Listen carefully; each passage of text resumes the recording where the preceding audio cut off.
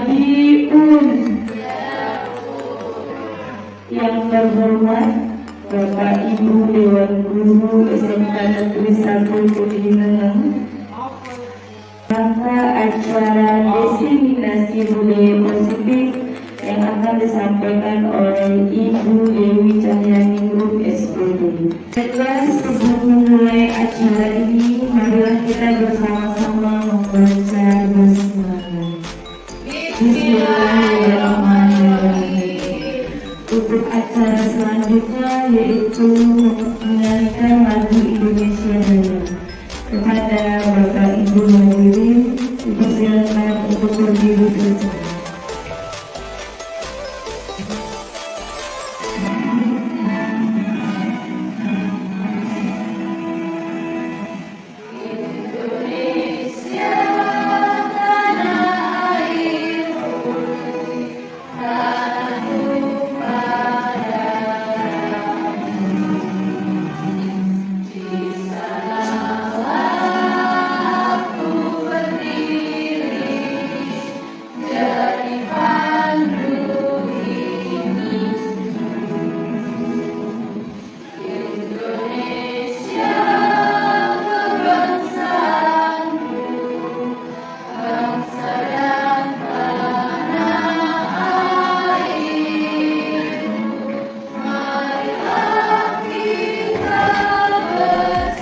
Baik, acara selanjutnya yaitu sambutan yang akan disampaikan oleh Ibu Sunda Sufianti SPD. Kepada Ibu Sunda Sufianti SPD kami persilakan. Kali ini yang pertama menurut saya program Calon Guru Pusaka ini adalah suatu program yang sangat baik dan harapannya terus berlanjut, dan untuk Bapak Ibu yang belum bergabung dalam program guru penggerak ini untuk segera mendaftarkan diri di gelombang berikutnya, karena luar biasa dampaknya bagi pembelajaran Bapak Ibu yang guru ketika berada di kelas.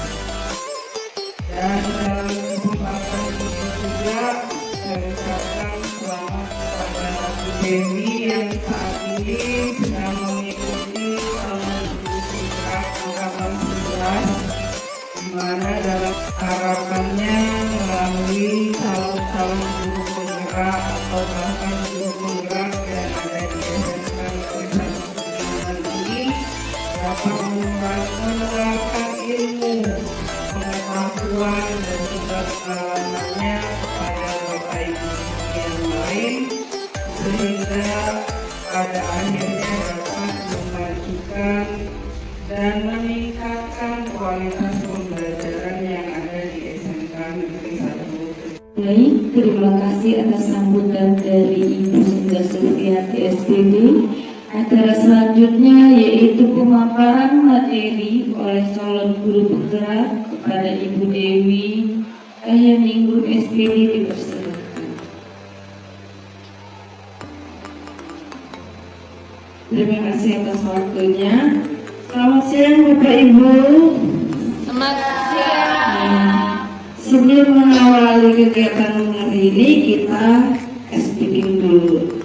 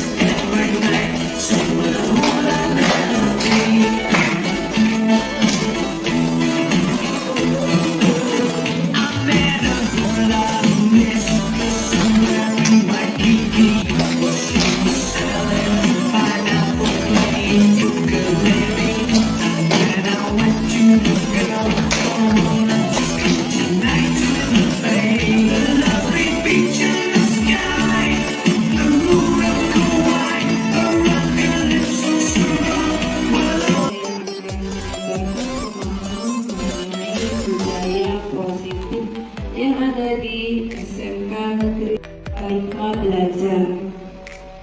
Kemudian pengertian dari disiplin positif itu sendiri yang ada nilai-nilai kebajikannya serta kebutuhan dasar manusia, ada motivasi perilaku manusia, ada perubahan paradigma belajar.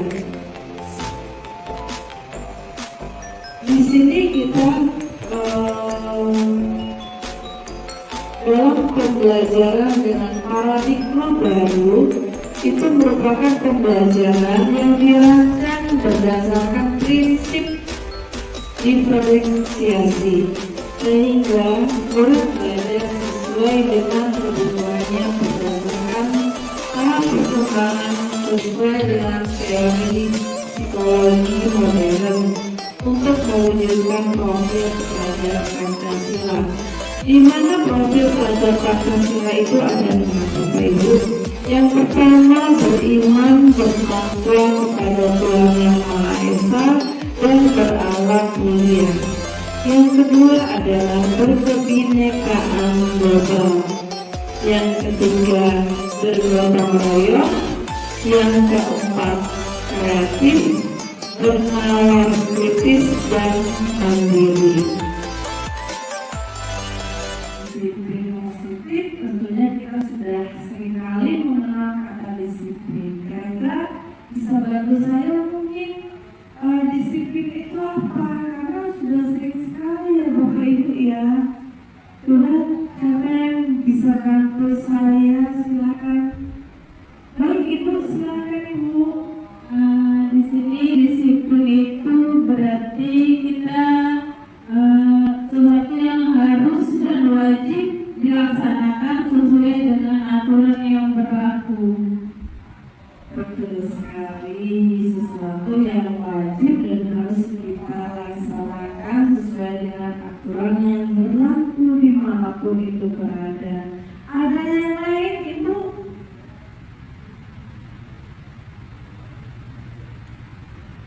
Oke, Ibu Citra silakan. Ya, menurut saya disiplin itu adalah kepatuhan untuk menghormati segala sesuatu sesuai dengan keputusan dan peraturan yang berlaku.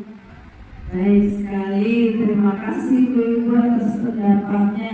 Nah, untuk contohnya bagaimana kalau kita terapkan misalnya di sekolah kita menerapkan disiplin. Seringkali kita membahas tentang disiplin.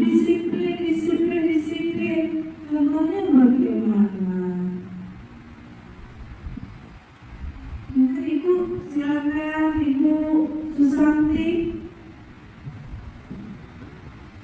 Untuk contoh disiplin itu biasanya disiplin tepat waktu. Perlu nggak ya? Boleh, betul sekali, disiplin tepat waktu.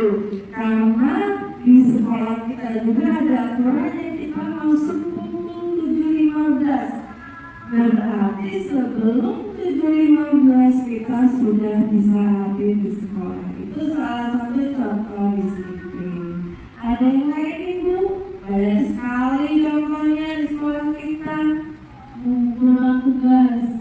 Betul sekali, mengumpulkan tugas dalam pembelajaran banyak sekali. Oh, Ibu Citra misalnya memberikan tugas dan waktunya. Tentunya kita harus mengumpulkan tepat waktu. Ada yang lain Bu? Mungkin membersihkan kelas ya Bu ya. Betul sekali, membersihkan kelas terutama piket ya, betul piket. Jadi setiap hari kita selalu ada piket kelas sehingga ketika kita belajar situasi dan kondisi kelas sudah bersih.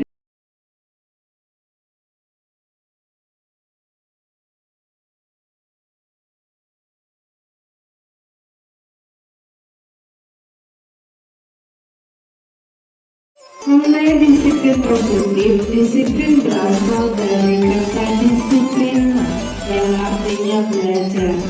Jadi disiplin mengacu pada disiplin diri yang memiliki tanggung jawab terhadap apa yang dilakukannya berdasarkan nilai-nilai yang diyakini. Nah, disiplin positif ini merupakan salah satu cara penerapan disiplin yang bertujuan untuk menumbuhkan kesadaran serta memberdayakan murid tanpa imbalan penghargaan, ancaman, atau hukuman. Kemudian dilanjutkan dengan nilai-nilai kebajikan. Nilai kebajikan itu nilai yang telah disepakati bersama, lepas dari suku bangsa, agama, bahasa, maupun latar belakangnya. Nah, nilai kebajikan ada beberapa organisasi juga yang menyimpulkan tentang nilai-nilai kebajikan. Misalnya, seperti profil pada Pancasila, seperti yang tadi saya sudah sebutkan, yang pertama beriman dan bertakwa pada Tuhan Yang Maha Esa dan berakhlak mulia. Kemudian yang kedua berkebinekaan global, yang ketiga gotong royong, yang keempat mandiri, yang kelima kreatif, dan terakhir dan malas kritis. Kemudian ada lagi dari keterampilan hidup atau life skill yang menunjukkan bahwa nilai kebajikan itu dapat dipercaya lulus. Berdasarkan nilai kebajikan yang telah disebutkan tadi, ada kebutuhan dasar manusia juga. Jadi di balik nilai-nilai kebajikan ada nilai dasarnya. Apa itu kebutuhan dasar manusia? Nah, kebutuhan dasar manusia itu segala sesuatu yang kita lakukan untuk mendapatkan apa yang kita ingin. Nah, apa saja kebutuhan dasar manusia? Yang pertama adalah bertahan hidup.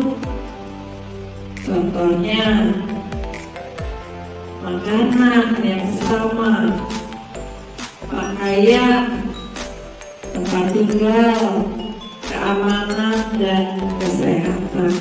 Kemudian yang kedua adalah penguasaan. Nah, di sini ada harga diri. Kemudian di balik kebutuhan dasar manusia itu ada motivasi perilaku manusia.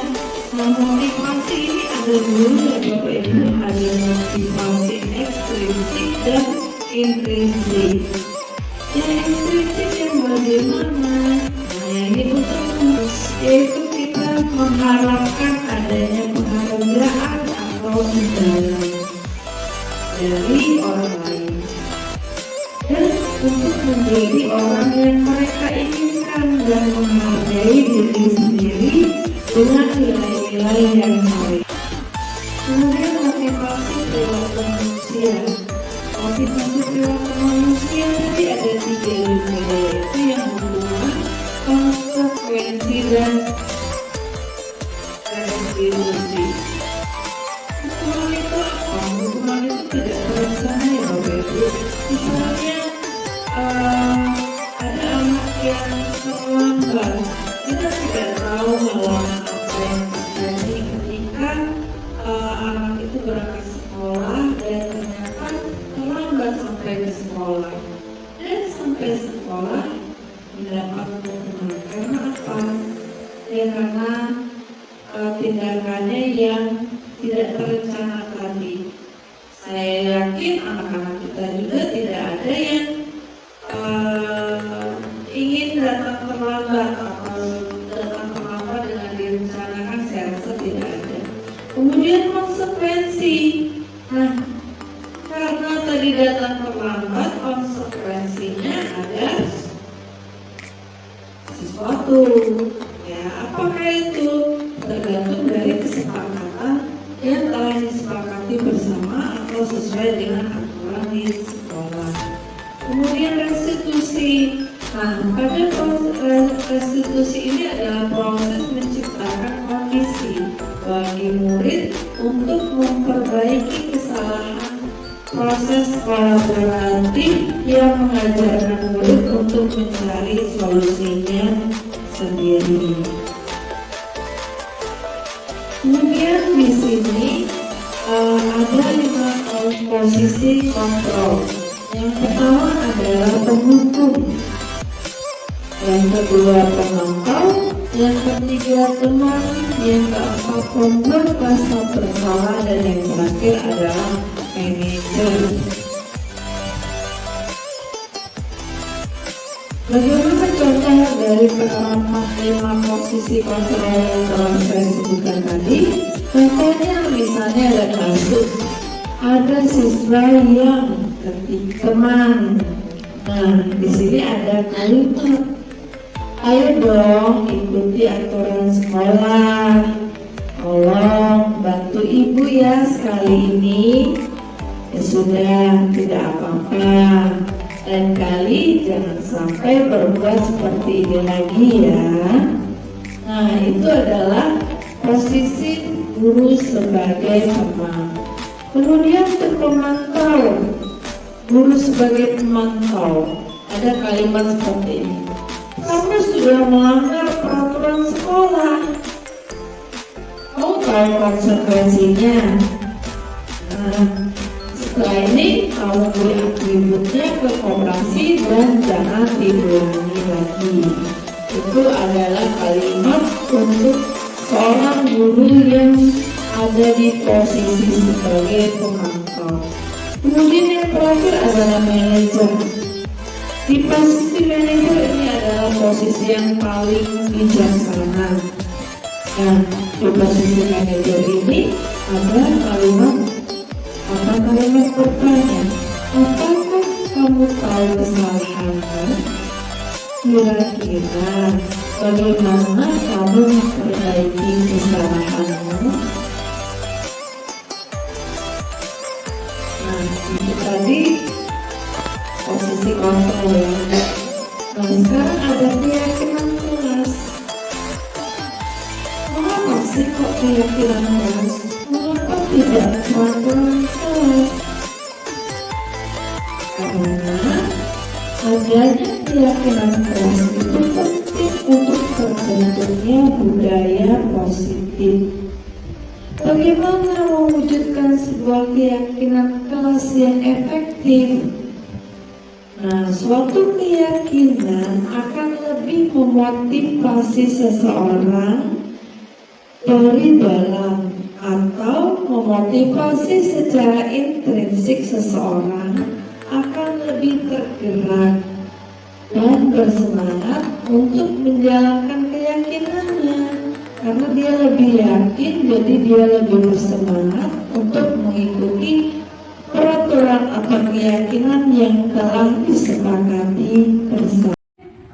Kemudian lanjut pada materi keyakinan kelas. Nah, sebelumnya sebenarnya di setiap pembelajaran kita sudah melakukan ini, melakukan keyakinan kelas. Apa tidak kelas kira-kira bagaimana ini? Apakah ada yang ingin memberi masukan atau bertanya? Silakan.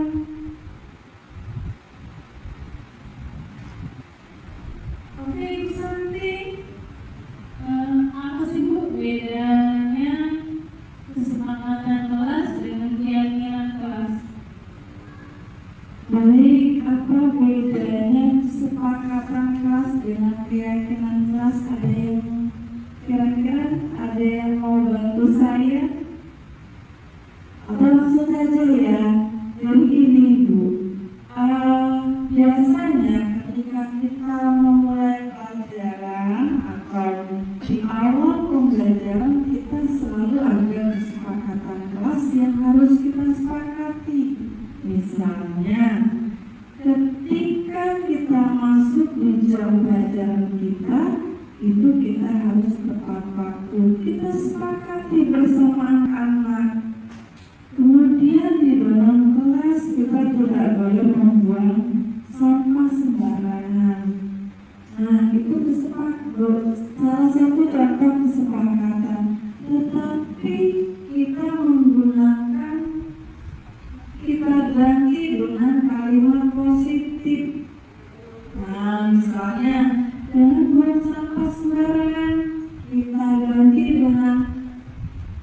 sebaiknya membuang sampah pada tempatnya.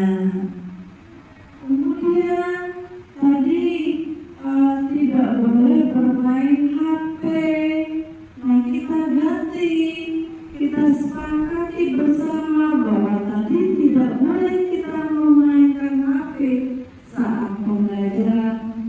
Kita ganti kalimatnya dengan kalimat yang positif, Bapak Ibu.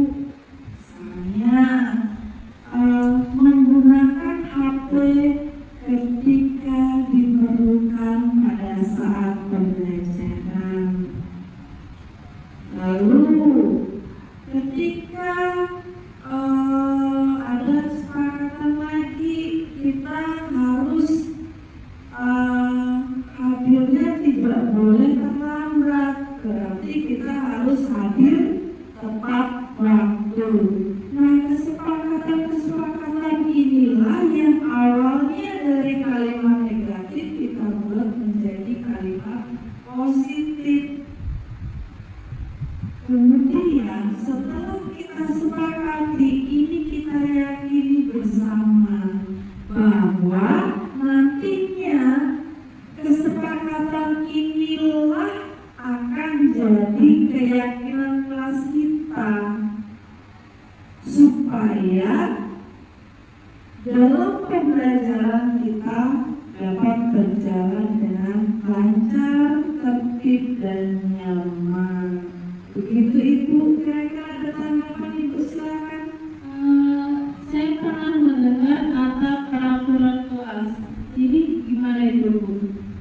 Baik, kalau peraturan kelas biasanya kita buat sendiri ya. Kalau dulu kita tidak melibatkan siswa. Kalau peraturan kelas kita tidak kita memberi aturan kepada anak-anak. Jangan buang sampah sembarangan. Jangan datang terlambat. Kemudian jangan mengumpulkan tugas harus dikumpulkan tepat waktu. Jangan sampai lewat dari batas yang sudah ditentukan. Itu kita yang buat tanpa ada kesepakatan. Tapi kalau kesepakatan ini kita sepakati antara guru dan murid. Jadi ya seperti tidak ada dusta di antara kita lah. Jadi kalau misalnya anak-anak berbuat salah atau melanggar, itu berarti menyalahi keyakinan kelas, karena yang sudah kita sepakati harus kita yakini bersama supaya itu membuat kita belajar lebih bertanggung jawab. Mungkin ada lagi yang ingin menanggapi, silakan.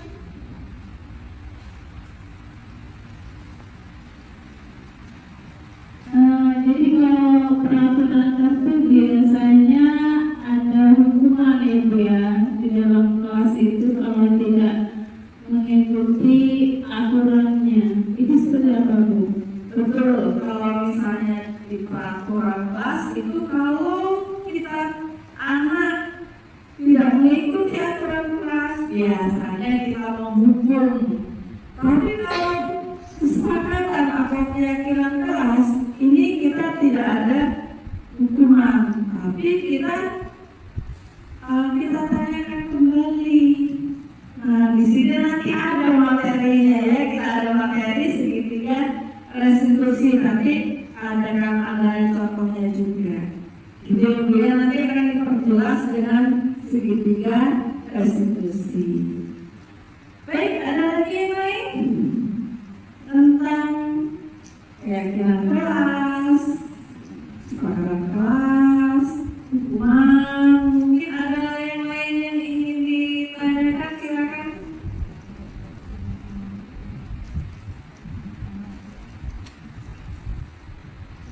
Bu Cika ya, Bu Cika, silakan Bu Cika. Bu, tadi kan katanya hukuman dan konsekuensi itu berbeda. Betul, berbeda. Nah, contohnya bagaimana itu, Bu? Lalu bagaimana contoh tindakan hukuman dan konsekuensi tersebut? Baik, ada konsekuensi, ada hukuman. Nah, tadi sudah jelas kalau hukuman, misalnya kita langsung menghukum anak itu. Sebelum memulai aktivitas pelajaran kita hari ini, kita akan mengadakan kesepakatan kelas yang nantinya akan menjadi keyakinan kita bersama karena sudah menjadi kesepakatan kita. Nah, ini ada stick note ya. Nanti silakan kalian menuliskan apa saja sih yang perlu kita sepakati di dalam kelas ini. Ya, nanti kalau sudah dituliskan, baik kita tempelkan di depan. Mengerti? Ditanyakan? Baik, silakan kalian menulis, kemudian satu persatu menempelkan di papan tulis. Yang sudah selesai, boleh silakan langsung pergi. Ya, yang sudah boleh langsung ditempelkan. Ya, silakan langsung ditempelkan ya. Ada yang lain nyusul.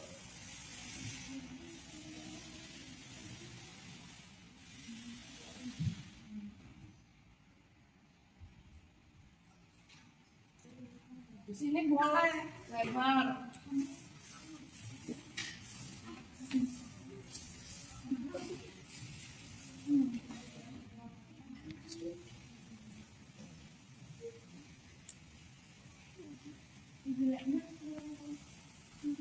Apa?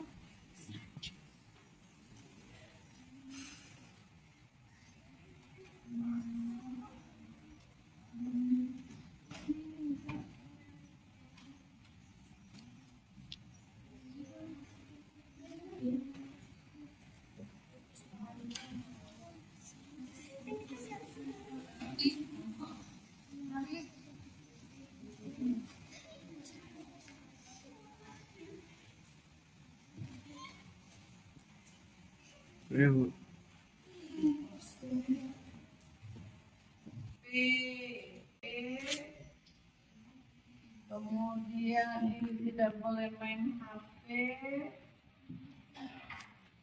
tidak boleh terlambat, berarti mana tadi ya, hadir tepat waktu, menjaga kebersihan kelas,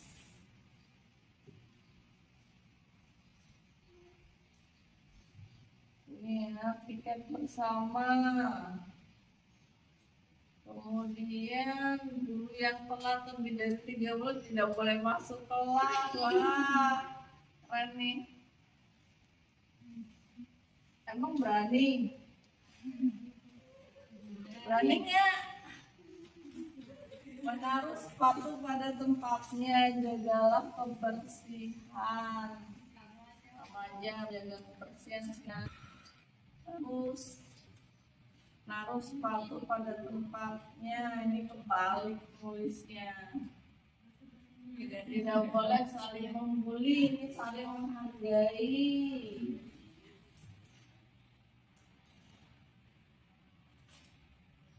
Tidak bermain HP saat jam pelajaran. Oke, ini banyak juga nih. Menjaga kebersihan banyak sih, satu saja, membuang sampah pada tempatnya, menjaga kebersihan. Oke, inilah yang sudah disepakati oleh kita bersama. Nah, kita sepakati dan ini akan menjadi keyakinan kita, kelas kita bersama. Ya, jadi yang pertama yaitu saling menghargai.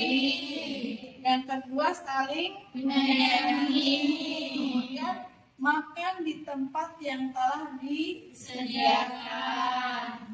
HP digunakan saat diperlukan. Kemudian yang kelima membuang sampah pada tempatnya. Dan keenam hadir tepat waktu.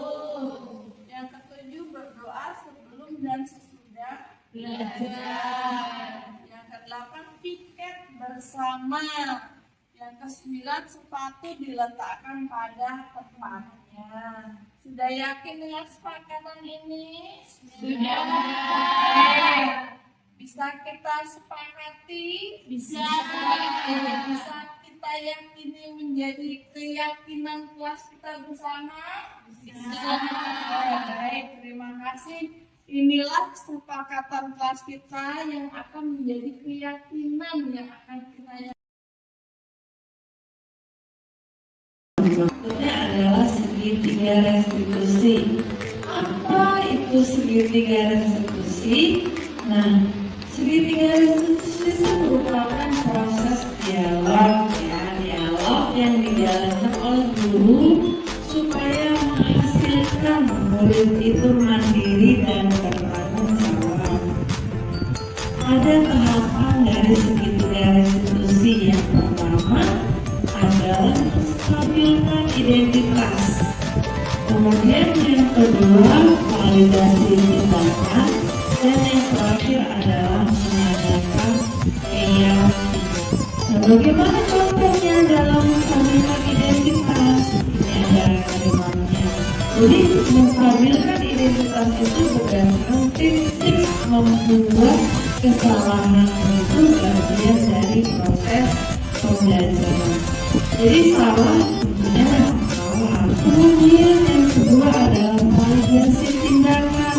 Setelah kita stabilkan identitas, stabilkan emosi anak, stabilkan emosi kita juga ada validasi tindakan atas kesalahan anak tersebut. Jadi validasi tindakan itu berdasarkan perilaku untuk memenuhi suatu kebutuhan khusus. Contohnya, kamu pasti punya alasan mengapa melakukan hal tersebut. Berikutnya, padahal kamu bisa melakukan yang lebih buruk dari ini ya. Ini artinya si anak mencari perhatian dari gurunya sehingga dia berbuat kesalahan. Kemudian kalimat yang ketiga, kamu patut bangga karena kamu melindungi sesuatu yang penting buatmu. Jadi ya di sini tindakannya itu diserahkan sebagai validasi.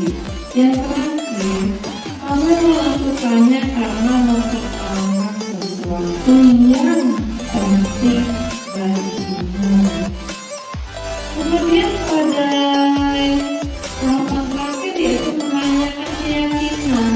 Di sini berdasarkan prinsip teori bahwa pada dasarnya kita termotivasi secara intrinsik. Silakan. Selamat siang. Selamat siang. Silakan duduk. Terima kasih, Bu. Azza, kamu tahu nggak kenapa saya panggil ke sini? Iya Bu, saya tahu kemarin saya mencontek Bu saat ulangan. Coba ceritakan kejadiannya itu sebenarnya seperti apa? Iya Bu, jadi waktu kemarin saya tidak belajar Bu karena soalnya terlalu sulit, jadi saya mencontek pada teman saya. Oh gitu.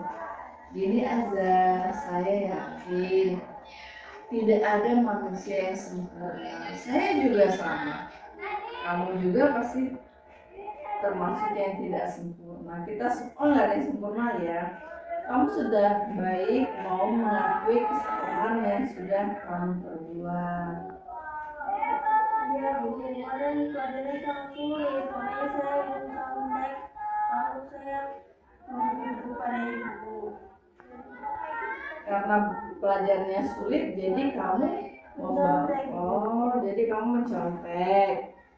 Tindakan itu benar atau salah? Salah Bu, makanya saya ingin mengaku pada Ibu hari ini. Oke, jadi gini, untuk kedepannya, kalau mau ujian, apa yang akan kamu lakukan? Saya akan belajar belajar pintarku dulu agar saya tidak mencontek lagi saat ujian. Bagus. Jadi nanti saya akan senang hati membantumu ketika ada kesulitan, pasti saya akan bantu. Jadi untuk kedepannya tidak boleh diulang lagi ya.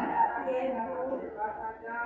Oke, baik, untuk sekarang kamu boleh kembali ke kelas Azhar. Terima kasih ya, Bu. Sama-sama. Siang, Bu. Selamat siang.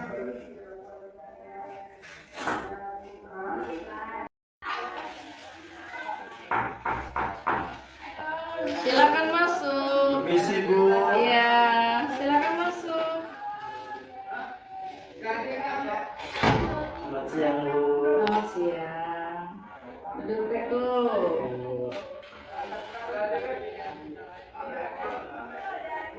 Gini Riko, kemarin saya dapat laporan bahwa ketika Bapak Ibu guru sedang rapat, ternyata kamu membolos. Apa itu benar? Iya Bu. Benar. Kamu pergi kemana? Saya pergi ke kafe Bu sama teman-teman. Ke kafe. Baik, setiap orang itu kan pasti pernah melakukan kesalahan.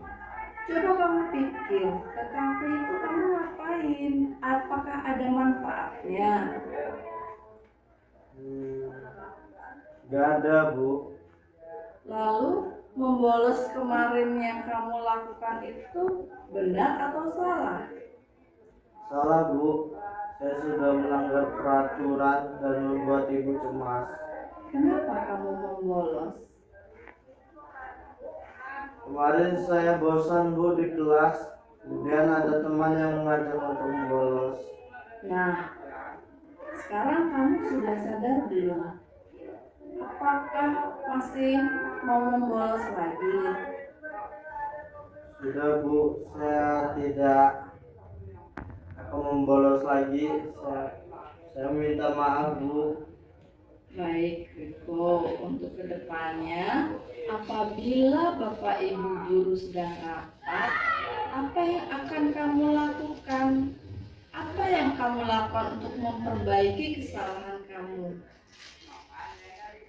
Saya akan meminta tugas kepada guru mata pelajaran Bu. Baik, semoga kamu mendapatkan pelajaran bermakna dari kejadian ini, dari kesalahan yang telah kamu buat. Ya Bu. Oke. Sekarang kamu boleh kembali ke kelas Riko. Ya, Bu. Ya, Terima jangan kasih, diulangi Bu. lagi ya. Ya, Bu. Terima kasih ya Bu. Sama.